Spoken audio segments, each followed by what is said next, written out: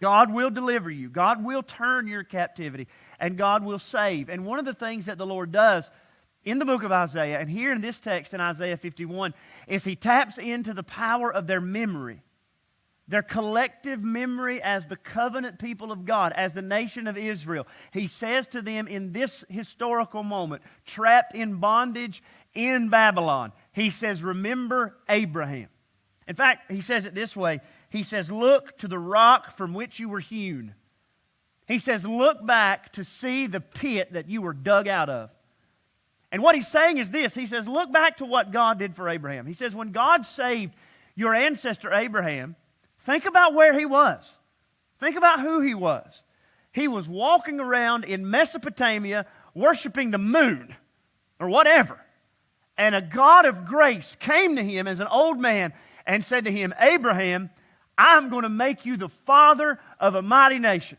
And I'm going to give you so many descendants that it's going to be like trying to count the sand on the seashore, the stars in the sky. And I'm going to bless that nation that comes from you. And I'm going to bless that family that comes from you. And I'm going to bless every family of the earth through the blessing that comes from your people. And so what God does to the people is He says, go back and remember where you were when God found you.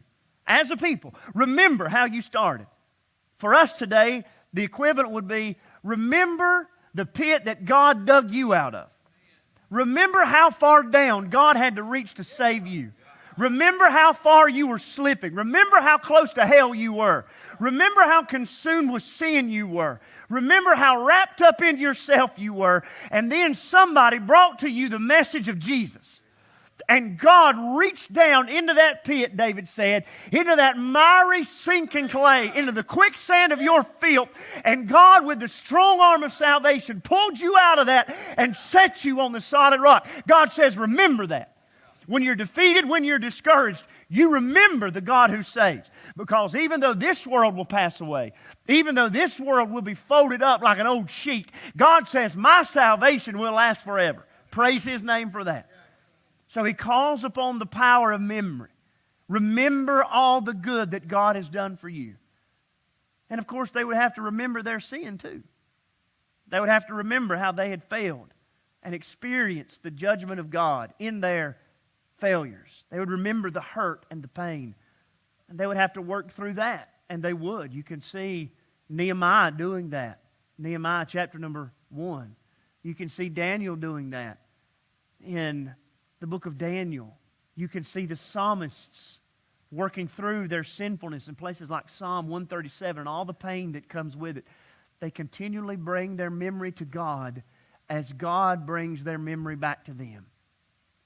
Tonight as a church body, I felt led by the Lord for us to work through our memories as a church. You have memories of your church, don't you? Good things that God has done for you here. I haven't been around as long as a lot of you have. But I can look back and I have memories that, provided my mind lasts, memories that will be with me for the rest of my life, just through what I've experienced here at Sharon Heights.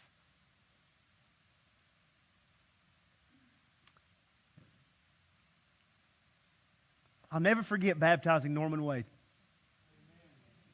I thank God for that memory. That's a blessed memory that I cherish, brother.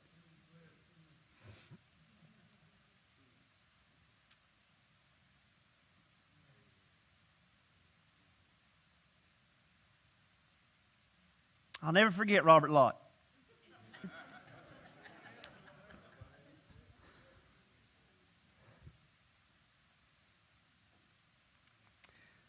I'll never forget preaching revival here in August of 2016 and hearing people worship and sing like I'd never heard before. Caught up in something that was from a different world and was put right here in Brookside, Alabama. Never forget that. Thank God for those memories. Thank God for those memories. I'll never forget Carly and Chloe Estes coming to me and tell me how God had saved them. Never forget things like that. And you today, some of you are so blessed because you've been in this church most of your life. You remember being baptized here. You remember your children walking this aisle. And you remember praying with them as they were born again in the family of God. Those are precious memories. You remember the Sunday you walked across the road, like the children of Israel did as they walked across Jericho. And you remember walking across this road and coming into this building that God had provided for you. You remember genuine miracles that God did to bring you where you are. I'm sure Brother Ken and his knowledge of our church finances, he can remember times when God did the impossible. Mathematically. I'm sure he can remember that. I want to praise God for those memories. Those are a treasure. Those are memories, folks, that not everybody has. Lost people don't have those kind of memories. You realize that? They don't have those kind of memories. A lot of God's people, they don't have those kind of memories. Just for whatever reason, their church environment's so different. They don't have those kind of memories of seeing God do incredible things. You have those memories. You ought to thank God for them. We're going to do that tonight.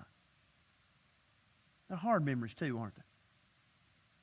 Y'all, church life's hard.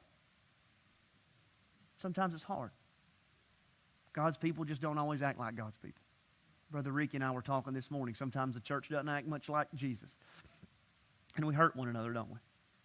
And we carry that. And tragically, I've got a friend of mine who's a worship pastor in North Carolina, and he says the more involved you get in the church, the more hurt you take on yourself. The more you see and the more you hear and the more you experience. I think there's truth in that. I think there's truth in that. Some of you have been hurt greatly here over the years. I'm not going to get into detail, but folks, I've been hurt here. Things people have said and done that hurt. That I may never forget, but I do want to bring to the Lord and leave it with Him. So here's what we're going to do tonight. We're going to work through some memories. Not in a psychological way, but prayerfully in a gospel way. We're going to do it in a really sophisticated way, too, with Post-it notes and ink pens. That's one of the benefits you get with the young pastors. You have cutting-edge technology, right? The life of your church. We've got two colors, Post-it notes here. Green and red. The green represent the good memories you have here over the years. The day you saw your children get baptized. Maybe the day 2 years ago on April Fool's Day during COVID when you got married in secret. Nobody knew. Good memories you have of this place. What I'm going to ask you to do is come and get however many you feel like you need and just write down some of your favorite memories of Sharon Heights Baptist Church on those Post-it notes. And you got red Post-it notes. Those are hard memories. Pastors have let you down. People sinned against you. People have been at their worst. Things you carry that hurt. I want you to write those down. And then what I'm going to have you do is I'm going to have you just come lay them on the altar, good and bad. Thank God for the green. Bring the red to the cross. Tell Jesus, you died so that I could have all these blessings. And you died to take that hurt. And you died to forgive those sins.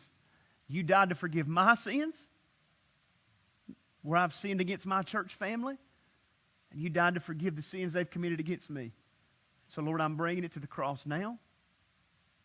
And, Lord, I want to leave it with you.